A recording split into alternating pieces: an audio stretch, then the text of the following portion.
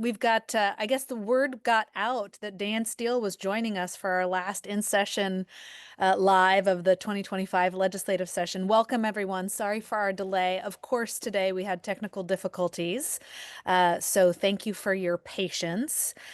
Because we're having some technical difficulties, we're working from a laptop, and we don't have our normal connection. So we're going to keep working on that so we can get the agenda up with all the relevant links that you might be interested in having access to.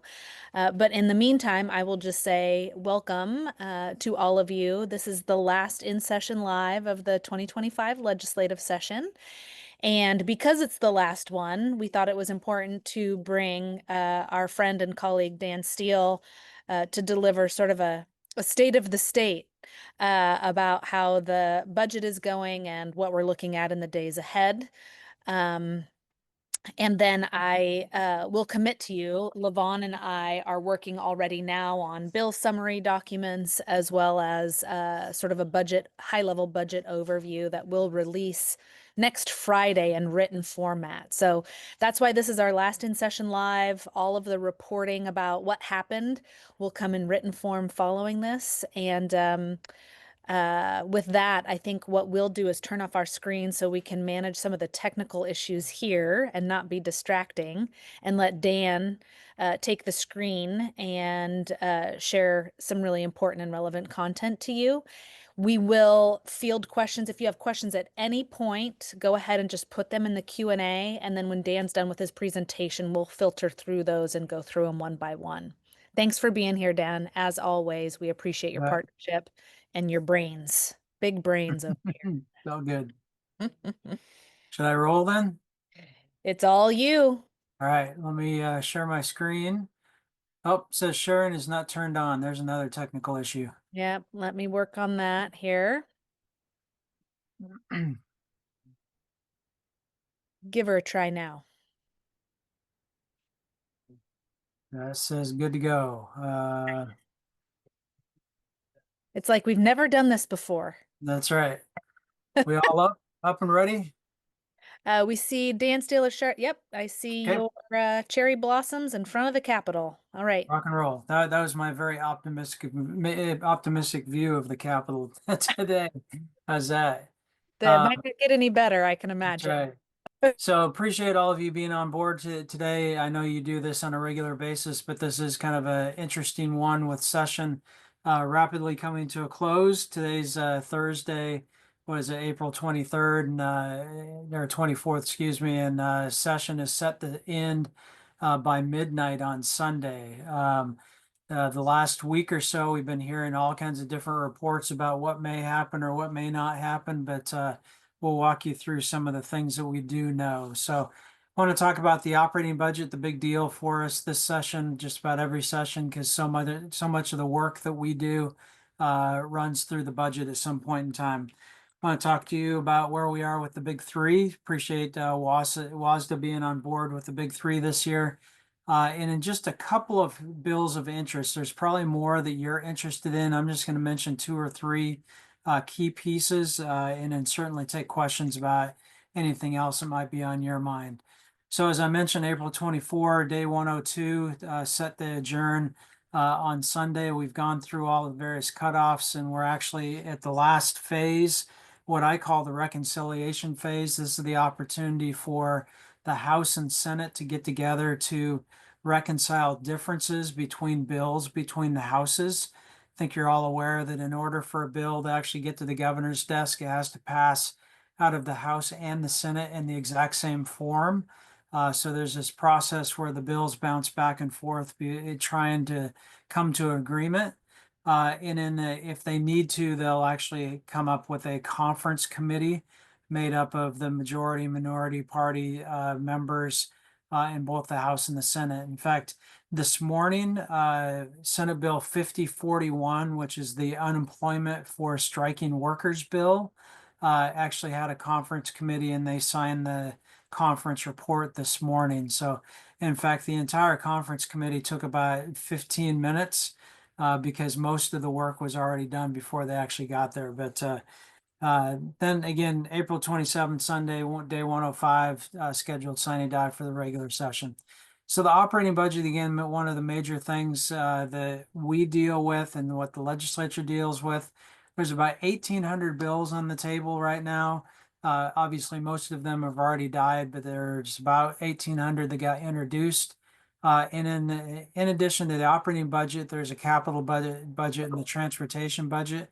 But out of all of those things that are on the table, the only thing the legislature is actually required to do is to adopt a new 2-year budget. So we don't have all of the details yet. We're understanding that there is an agreement that's in place between the negotiators, and they're finalizing some of the nitpicky numbers and that sort of thing. We're expecting to see something Saturday morning, and then they're going to move it straight to the floor and adopt it before sine die. That's the plan. Obviously, in Olympia, plans can change, but that's what we've heard thus far. So, what this shows you is the original Senate budget, the original House budget, and just a couple of different things in the final budget that we're not privy to necessarily. So, some of those things we're not aware of yet. But originally the Senate came out with a $16 billion revenue package, or taxes that we say in the normal world, and the House had a $15 billion package. About 2 weeks ago, the governor came forward and said, really appreciate all the good work, but I can't actually sign a budget that has that much revenue included. So they went back to the drawing board, the negotiators did, and came together with a combined plan. Both the House and Senate agreed to a $12 billion package.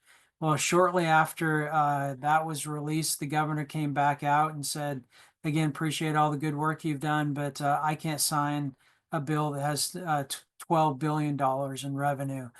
Called it too risky and unsustainable. And so that kind of frustrated legislators. They went back to the drawing board. And what we understand now is they have potentially an $8 billion package. That's not yet been confirmed, but we think that's probably where it's going to end up.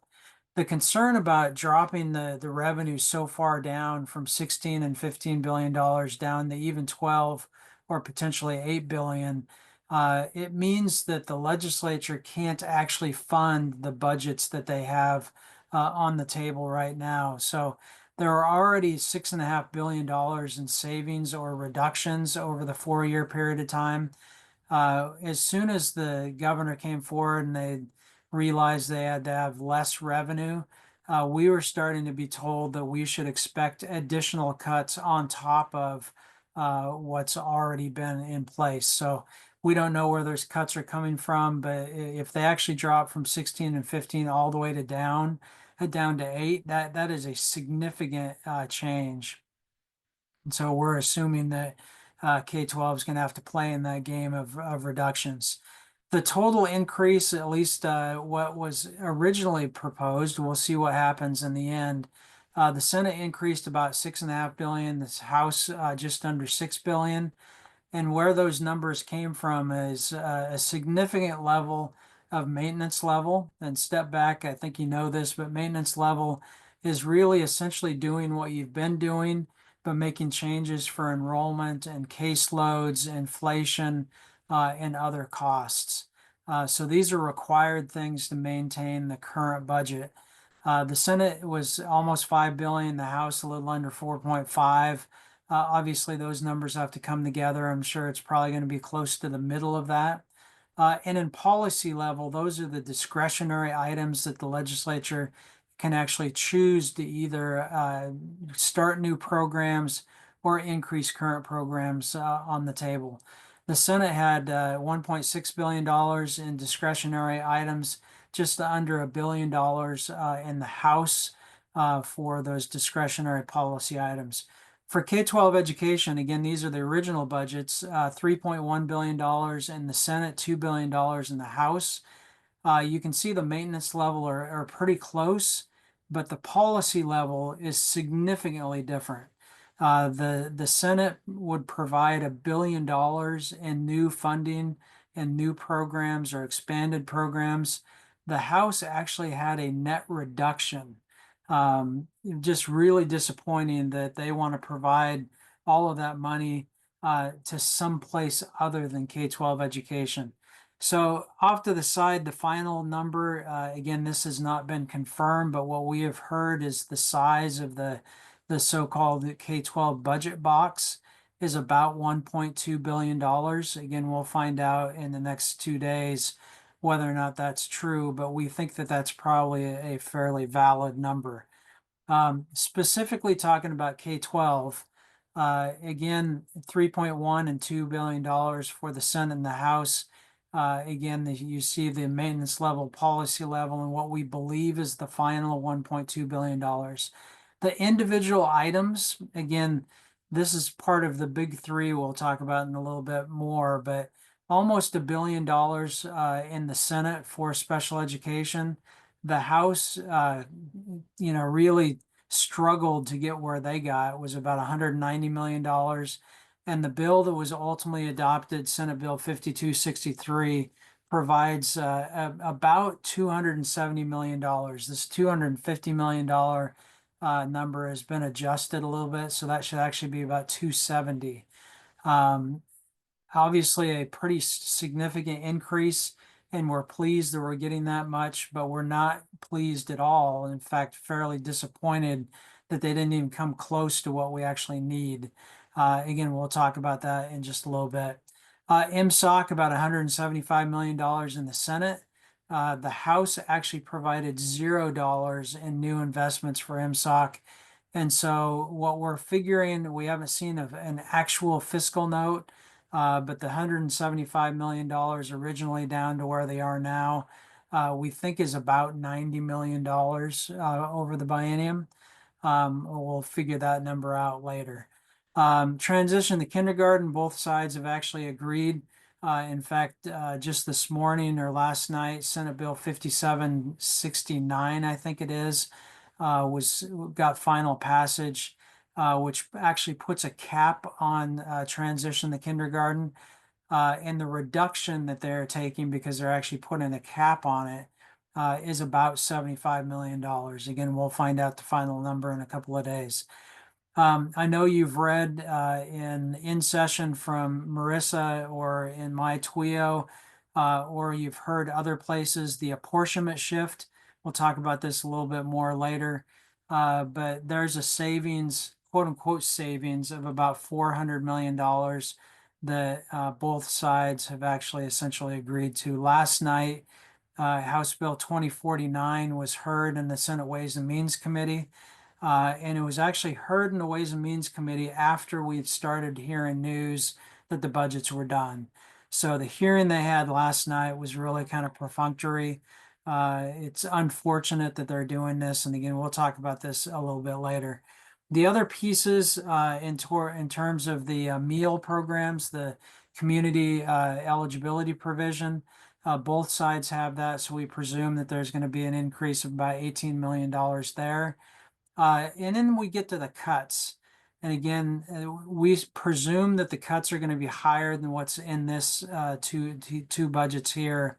But what the House had was about $138 million in savings, basically taking all of the grant programs and zeroing them all out. Pretty frustrating that that would happen. And then what the Senate did was actually take money actually from administration and individual programs, OSPI, which would cripple them in a number of different areas. They also did the same thing to ESDs, reduce their programs at that level. And so what I presume is going to happen is there's probably going to be administrative cuts, and there's probably going to be either a wholesale or a large number of eliminations of grant programs. Again, we'll find out how bad that's going to be again in a couple of days, but this is where things stand today. So I think all of you have seen this chart from me or Marissa or other places. This shows the percentage of the K-12 budget as a part of the overall budget. And before I mention this, just want to remind you that I think this really is kind of a false metric. What we are concerned about is whether or not basic education is amply funded. If it takes 95% of the operating budget to actually amply fund K-12. That's the way it's got to be. If we can actually be amply funded with 5 or 10% of the operating budget, fair enough. That's all that needs to be there. But I mention this for two reasons. Number one, legislators, when they got up to over 50%, they patted themselves on the back and told everybody who would listen to them how great they were in terms of funding K-12 education. I guarantee you in 2021, no legislators were actually talking about the percentage of the operating budget because we dropped below 50, which was where we had been before, but there was a show of how important K-12 education was. The second reason for showing this is really just to recognize that this shows really what the priorities of the legislature are, and it's very clearly not the paramount duty, not K-12 education. So once we reached that peak of 52%, we immediately started dropping down below. And the last biennium, we're currently at about 43.4% of the budget. Again, the final numbers are going to be different, but the original Senate budget would have increased just a notch to 43.7%. The House would have actually dropped below and gone down to 42.7%. I'm presuming that we're going to be somewhere in the middle there, maybe even closer to that 43.4 where we currently sit. But again, we'll find out the specific details and the reality here in a couple of days. So the big three, again, appreciate WASDA's in joining WASA with the big three. You know the big three, but want to talk about the dollars and cents. We were looking for ample funding for special ed, ample funding for maintenance, material supplies and operating costs, MSOC, and then pupil transportation. This shows you the increasing deficits over the course of the last several years. The individual need for 2024-25 was just under $1.3 billion. And if you want to look at all these numbers and everything, there's a link down there to the AESD dashboard. You can walk through statewide or countywide or individual programs or whatever the case may be. A lot of good information there. A lot of information that some people are just like, tell me what it says, but it is there for your use. But as we drop down to special ed, the biennial need 2025-27, the gap between what school districts are expending and what the state funds are, just a little over $1 billion, $1.1 billion. The original bill that was introduced on our behalf as part of the big three was a phenomenal bill. Would have provided almost $1.7 billion in the 2025-27 biennium. It was even more than what we were asking for, but just a phenomenal bill, especially with a 12 to $16 billion budget shortfall. Legislators in the Senate stepped up and said, we need to take care of this problem once and for all. Well, as you know, what happens in the legislative session, they go through the process and things get whittled down. When it got out of the Senate Education Committee, dropped down to just under $1 billion, still pretty close to what we needed. We would have been very pleased with that. But then it came through Ways and Means, dropped down another 50 million, $100 million. And then once it got to the House, who didn't really want to do special education or any other K-12 issues, really hacked at it. And we ended up with about $273 million. This is a significant increase. It is something that's positive. It is something that's going to help school districts. The negative to it, though, is there's still going to be about an $800 million gap between what you expend and what you receive. And so the problem is legislators now are going to be running around telling everybody how great they've done for special education. In fact, right after the bill passed, there was a headline in the Washington Standard that was based off a quote from Jerry Paulette, who is very supportive of special ed, and he's actually been very good for us. But he was talking about the elimination of the special ed enrollment cap, and he said it was a historic step And so the headline in the Washington Standard said, legislature takes historic step to eliminating gaps in special ed or something to that effect. So we know the legislators are going to be running around talking about how great they've done special ed, and we're going to have to remind them again and again, thank you for what you've done, but you're not there yet, and we need more. So the actual bill that's been adopted, and there was a little bit of a glitch when this got back to the Senate. There was some technical issues, so they actually refused to concur and sent it back to the House. I don't think that's going to cause a problem. I think it really was some technical issues, so that bill should pass today or tomorrow probably. Again, I mentioned the elimination of the 16% enrollment cap, something we've been looking for a long time, and they've finally done it.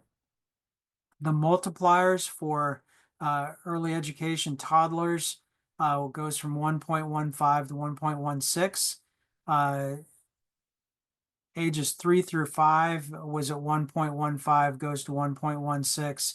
And then the two different tiers dealing with inclusion. There was a tier for students that were less than 80% in the general ed program, and a tier for special ed students that were over 80% of their time in general ed. Those two tiers are actually merged now. You can see the 1.06 and 1.112, both of them as a combination are now 1.16. Pretty significant increase. The original bill had a 1.32, so you can see how far it dropped, but there is an actual increase. Again, that's a positive thing. The safety net currently is calculated at 2.3 times the average FTE expenditure. In order to actually access the safety net, that threshold is dropped down to two different numbers, 1.8 for a number of different districts, given certain circumstances, and in all other districts are at 2.0. There was a bill on the table that would have dropped this down to 1.5. It then went up to 1.75, and they finally ended up with these two different numbers, either 1.8 or 2.0. Still, it's a reduction, which is positive. It's just not where we needed to be. The safety net awards also come out one time a year currently. Now they will be distributed quarterly for most school districts. Again, given certain circumstances are listed in the bill. This isn't a major issue, but it will actually help cash flow for those districts that actually are able to get it quarterly. The remainder of the bill deals completely with OSPI duties. The first thing is the excess cost allocation that your district is to receive automatically. There's a 0.6% taken out of that. It's really frustrating that it's good for these duties that OSPI has to take care of, but instead of coming from the general fund, the allocation that your district receives is going to be reduced before it even comes to your district because OSPI is going to do this set aside. The duties that they're required to do deal with reviewing disproportionate data to make sure that school districts aren't over emphasizing special ed students. And if there is some disproportionate allocation, they provide technical assistance. There's professional development for inclusionary practices. And there's also this creation of a statewide system for IEPs. There was a big shouting match between OSPI and WSSDA, the cooperative.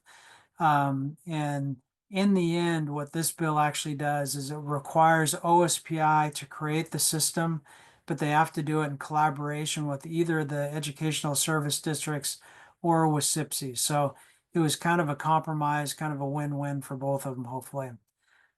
This bill also requires the creation of an inclusionary practices pilot program. 20 districts will get an increase in their multiplier specifically to deal with inclusionary issues. And they have to provide reports and that sort of thing. And so to decide whether or not this is the right way to go with inclusionary practices. And then the last thing is a little frustrating again. It requires OSPI to change their calculation and allocation methodology of special ed. and requires 25% of the basic ed allocation that goes to a special ed student, requires it to go to special ed. In a lot of ways, this is already happening. But currently, there's the least restrictive environment calculation for individual students. OSPI thought that this was not the right way to go, and so now it will require a straight 25% for all students as opposed to an individualized number based off of their least restrictive environment. Um, you're going to hear concerns from some of your CFOs about this being a really negative situation. I think it's probably not a horrible situation, but it will actually provide legislators another method to actually say, look, you're getting enough money for special ed because of the requirement to shift these basic education allocations. So that's where the bill sits again. It's in the House doing some technical changes. Should be out of the Senate and off to the governor's office in the next day or two. Second thing, MSOC, again, a little bit higher need, about $1.2 billion. Again, started out with the bill in the Senate at $300 million. And I didn't even include the House bill, which was really our preferred mechanism, would have provided about $900 million, pretty darn close to what we were asking for and what we needed. That bill, though, when it got to the House Appropriations Committee, they completely gutted it and took it from about $900 million down to about $40 million.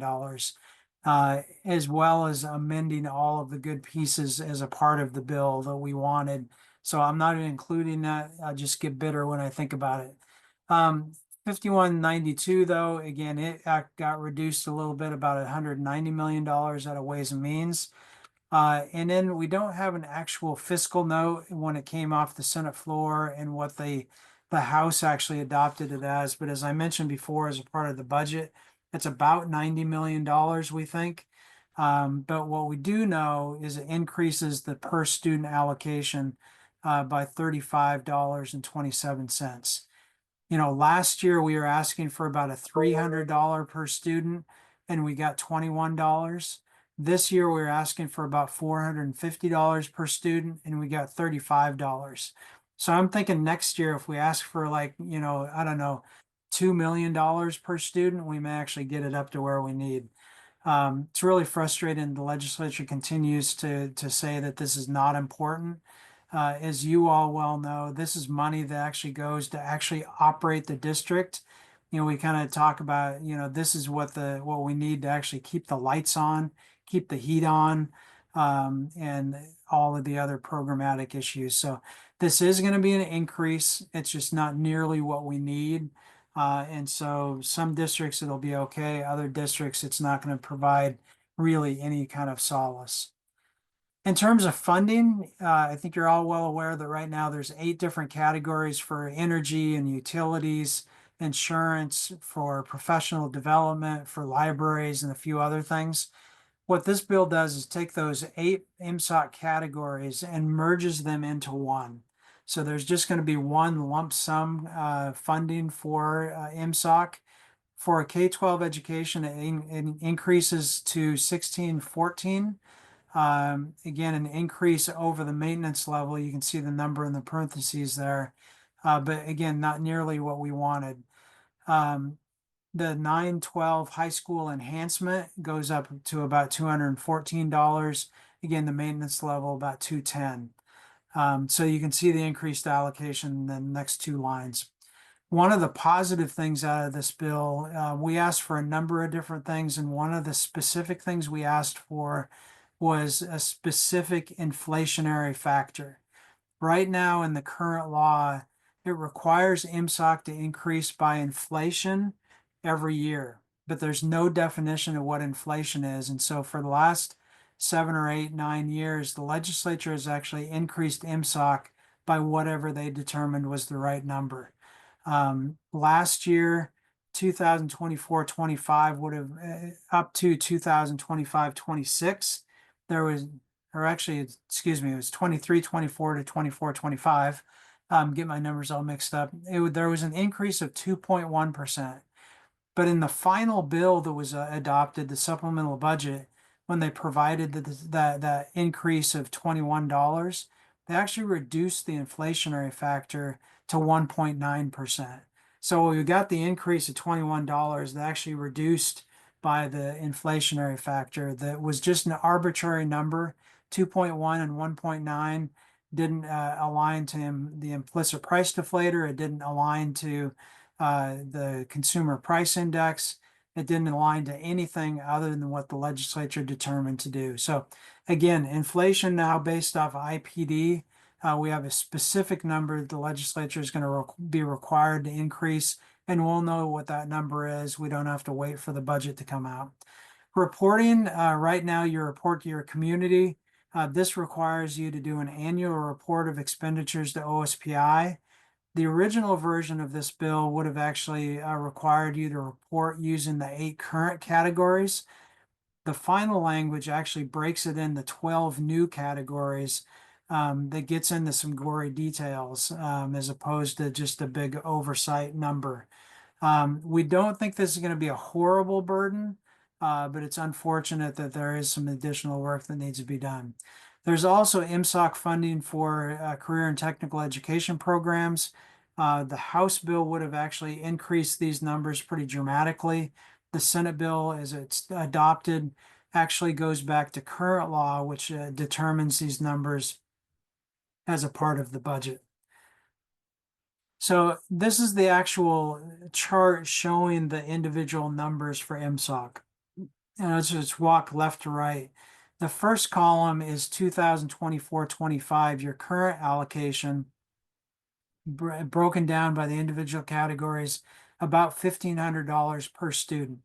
The high school enhancements, about $200. You can see the Senate bill, as it was adopted by the Senate, would have increased a 1656. And again, there's no line item funding because again, they merge all those numbers together with one lump sum. High school would have been about 225. The House, when they actually adopted this bill, I don't even know why they adopted it because they stripped out all of the numbers and said, we are going to actually use the maintenance level that's actually a part of the budget. So you can see those last 2 columns, the bill that was adopted by the House and the maintenance level as a part of the budget, they're exactly the same.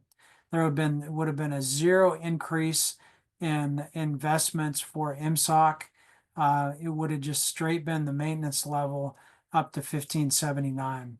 So the final bill, again, there's no line item categories because it's merged together, and it goes down to about 1614 in a high school 2014. So again, you can see the maintenance level. There's an increase of about $75, $76 between the maintenance level and the final.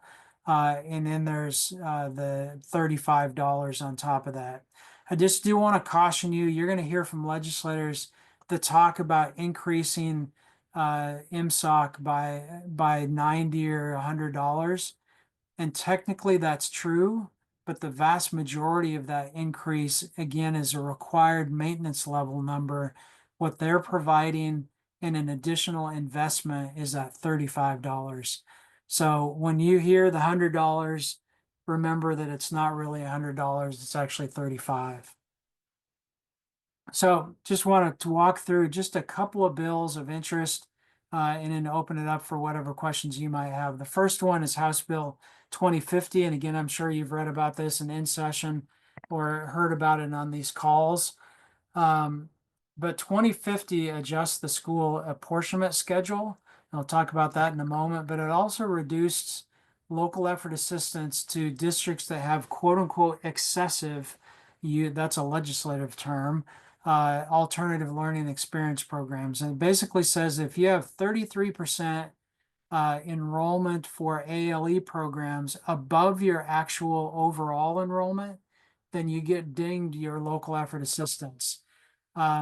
And it's been confusing to figure out exactly what this means. So that last bullet point is really shows you an example of what's going to happen. If you have 100 students and 50 of those students are enrolled in ALE or above that 33% threshold, your total enrollment is actually calculated using 83 students.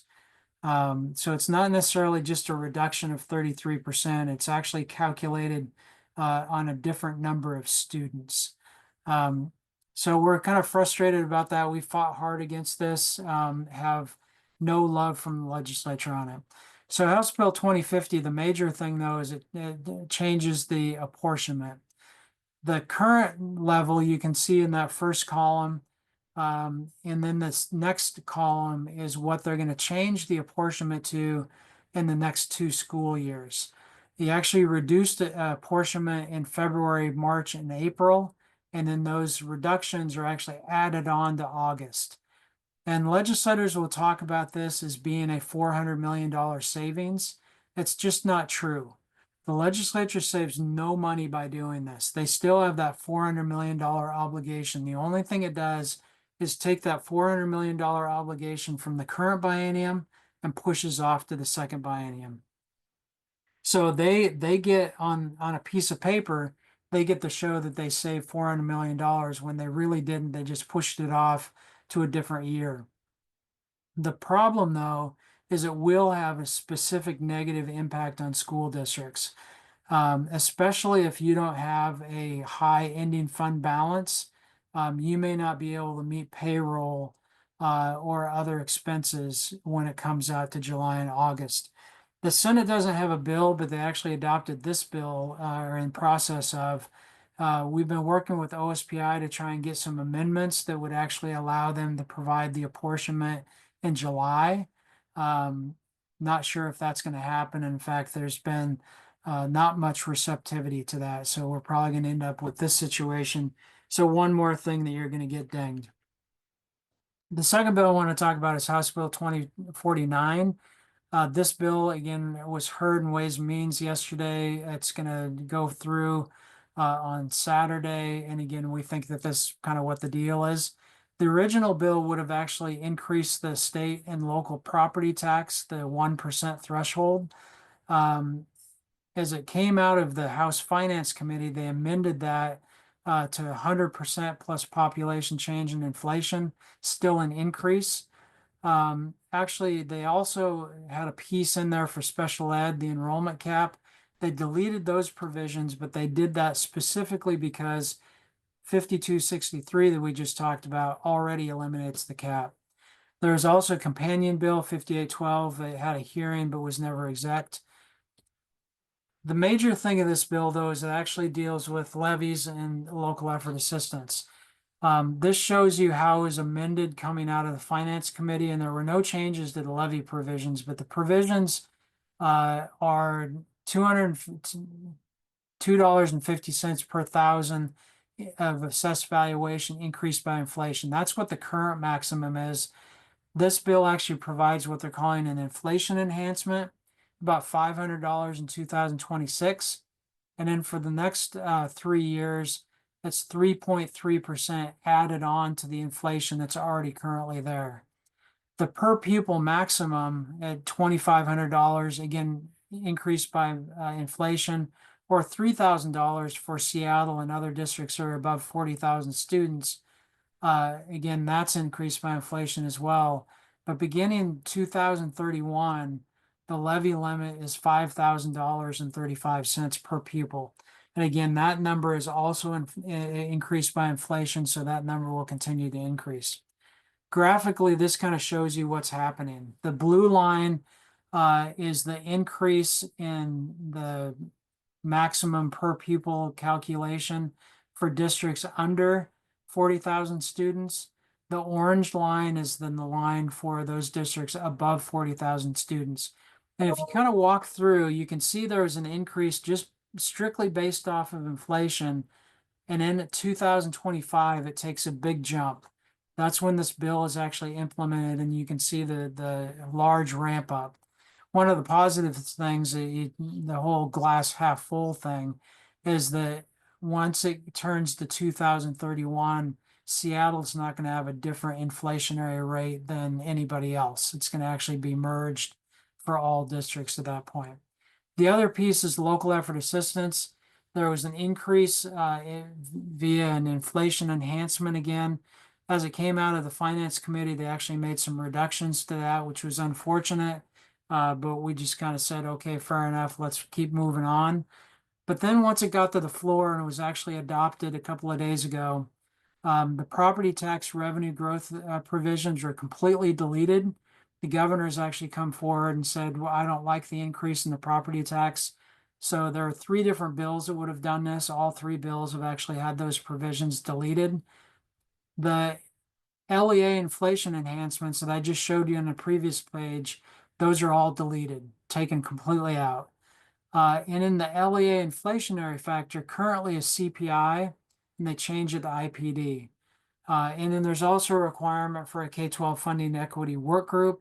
It changes the language requiring the work group to deal with those districts that have economic disparities, which, by the way, is why we are asking for LEA. So this bill is really frustrating now that it has no provisions for LEA. The entire session, we've been assuming there's going to be an increase in the levy lid. But what we said very clearly is if you increase the levy lid, you have to provide a commensurate increase in local effort assistance. Multiple bills throughout the process continue to have that linkage, and then they broke it last weekend. What we've been told is that there is going to be an increase in local effort assistance as a part of the budget. Number one, we don't know what that level is going to be, so it's concerning that it may not be enough. And number two, the bigger concern is the fact that if it's in the budget, it only rides for 2 years. The 2 year budget actually expires July 1st, or excuse me, June 30th of 2027. So if this bill actually goes through as it is, it's only dealt with in the budget. We're going to have to fight this fight again. Really, really frustrating. And then the last bill I want to mention, 5798. Again, the property tax provisions were deleted. As a part of the McCleary solution in 2017, they actually broke apart the state levy and part one and part two. This bill actually consolidates those two parts. But the real issue I want to make sure you're aware of is it requires all county assessors to specifically identify that the state property tax is the quote unquote state school levy. There are some county assessors that actually do this already, but this would require all 39 county assessors to put this on their tax statements, which is going to be really difficult. You get your tax statement, it says state school levy, and then you get your ballot talking about a school levy. Well, voters are going to be confused about, well, wait a minute, I just got my assessment. You're actually increasing my taxes. Why would I actually support schools? So we're really frustrated. The legislature felt it was necessary to do this, but they did it. We're going to have to deal with it. So I went longer than I was planning on, but that's what I've got. Take any questions you might have. Thanks so much, Dan. Appreciate that thorough explanation. And we did have just one question. Does the Senate budget include 800 million transferred out of the general fund over the transportation budget, thus prioritizing transportation over education? Yeah, I'm not sure what the number is now. Senate Bill 5802 actually had a provision to move, I think it was 0.3% of the state sales tax from the general fund over to transportation. As the bill was moving forward, they actually reduced that to 0.1%. And that's where the $800 million number came from. I honestly don't know. They just moved the bill out of the Appropriations Committee, I think it was. I'd have to go look, but they just moved it out of the House yesterday, and I'm not sure what that bill says yet. But very clear, it is concerning that they want to take the sales tax money that goes to the general fund, which we get our money from, and they want to shift it to transportation. I will tell you, I wouldn't be surprised if that actually is going to happen. There's also some money from the operating budget, the general fund going to capital construction as well. It sets a horrible precedent, but they have done it before, so they're just going to continue. So who's on the conference committee? Well, let me just tell you, there's not a conference committee, first of all.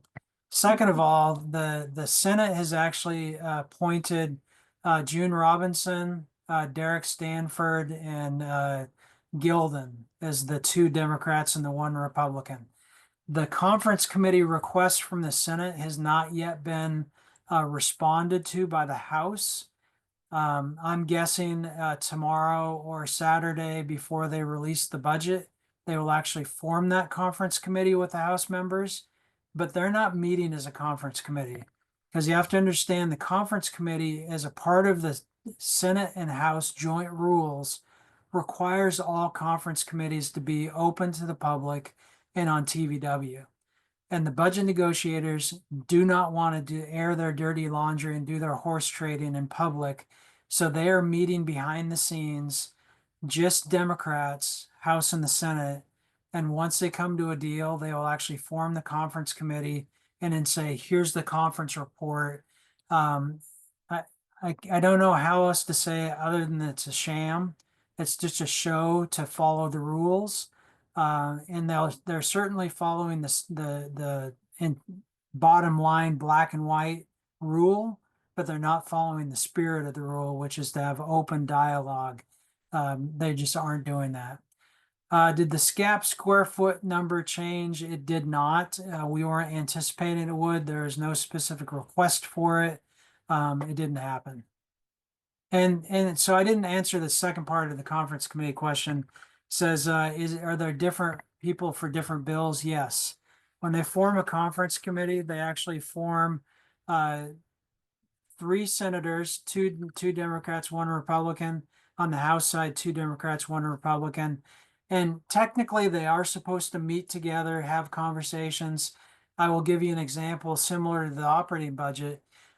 Today, as I mentioned, Senate Bill 5041, the striking workers, unemployment for striking workers, they held that conference committee today. And the Republicans on the committee said, I'm really disappointed we didn't get an opportunity to actually engage with you on this bill, but now we're having this conference committee. And so they actually met behind the scenes for those 6 members that were different than the conference committee for the budget and others. And they did the same kind of thing they're doing for the budget. They really held a show. Um, and there is a way for the public to find out when they actually appoint conference committees. If you actually go to a particular bill, the last thing it will say is that one of the houses actually requests a conference committee and our conference appointments are. So if you go to, for example, 5041 or 5167, which is the budget, the last line will say Senate has asked for a conference committee and it'll list out those members. Do I anticipate another education funding court case? Well, I got to tell you, this has been kind of a conversation behind the scenes for the last 2 years or so. This year it kind of ramped up, and I would have said I'm not sure what's going to happen, but in the last 3 weeks, the conversation has jumped up tremendously, and there are a handful of districts that are basically saying enough is enough. We got to pull the trigger and do this. The other thing that's really important to know is that it costs a ton of dough. And so who's going to actually front this thing? Well, in the last week or so, we have heard that the WA, if there's a lawsuit, may actually come forward and be willing to fund it. The McCleary lawsuit, about 95% of the costs were covered by WA. So in order to go forward, we need to do this. So I also have to tell you, there are some negatives. First off, it's be careful what you ask for. The McCleary lawsuit didn't do what it needed to do, and it actually made some things actually worse. So what are we going to get out of another lawsuit? The other thing is timing. Network for Excellence in Washington Schools that fronted the lawsuit actually formed in 2005, and they met for a couple of years and said, what are we going to do? In 2007, they flipped the switch and said, we're going to actually sue. They filed the case in 2007. It was heard in 2009 in the Superior Court. Decision came out in 2010 from the Superior Court. 2012, it went to the Supreme Court, and that's when the McCleary decision came forward. And then there wasn't a McCleary solution, again, quotes around that, until 2017. They did a McCleary fix in 2018. So you look at the 10-year period of time that it actually will take to start to finish. Most of your kids are going to be all the way through the system and they're never going to see the benefits. So not to say that we shouldn't sue. In fact, some people are saying the only thing that's going to get the legislature to move is a lawsuit. So be watchful in the next month or so. There's going to be serious conversations about whether or not we want to do this or not. And I've heard the early conversation around that was for special education, but Yeah. emerging has been on unfunded mandates. Correct. Yeah. That fields all the questions that were in the Q&A. I imagine many folks are just dumbfounded like we are about how on earth did we get here? How do we re-inspire ourselves to keep fighting in the interim? It's weird to even start thinking about the 2026 legislative session, but it's not unusual for us to start doing that. Any reflections about where we go from here and absent a legal battle, where do we put our energy in the interim?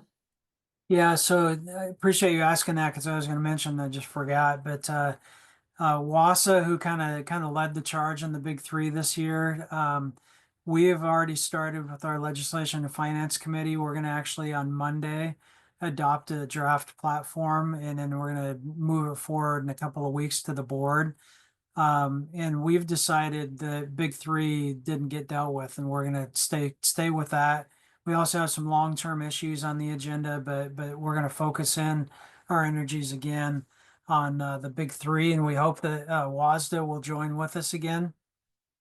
We actually had, including WASA, there were 11 different organizations that came forward, and somewhere on their legislative platform they included the big three. I know, for example, WASDA, I think you had three or four or five priorities, but one of them was big three. Principals had three priorities. One of them was big three. And so it doesn't have to be your sole focus like WASA, but we hopefully will have you join with us. Yeah, and on that, just to sort of name the elephant in the room, right? In case folks don't know, Dan Steele is retiring from his long and exhausting tenure as an education advocate, effective June 30th. And my last day with WASDA will be at the end of May, and I will work to try to fill the shoes of Mr. Steele over there at WASA. And then you all also may know that Logan Noel Endress will be returning to WASDA to step into my role. So quite a bit of a dance. Dan used to be where I'm sitting now. Now I'm moving over there, and Logan's coming back. And I don't know why we have this cycle of insanity where we keep doing this work, but I think it has something to do with the well-being of students and their potential for Bottom success line. and our continued hope to help them get there. So I just want to close by thanking you, Dan, for all of your tireless Yeah, thank you. work in this field. We are all as advocates trying to keep Dan in the fray somehow. So I never know how he might show up on future webinars or reports because his knowledge is unprecedented within our education advocate space. And so we have needed you and will continue to need you, and we will all keep fighting the good fight and are so grateful for everything you've done for us, Dan. Appreciate the thoughts and the partnership. It's been good. This is our last in session of the 2025 legislative session. You'll be hearing from Dan and Wasa and Marissa, myself and Levon from WASDA and many other education partners about what happened and then what we do together next. We can't give up because our students are relying on us. So thank you all for everything that you do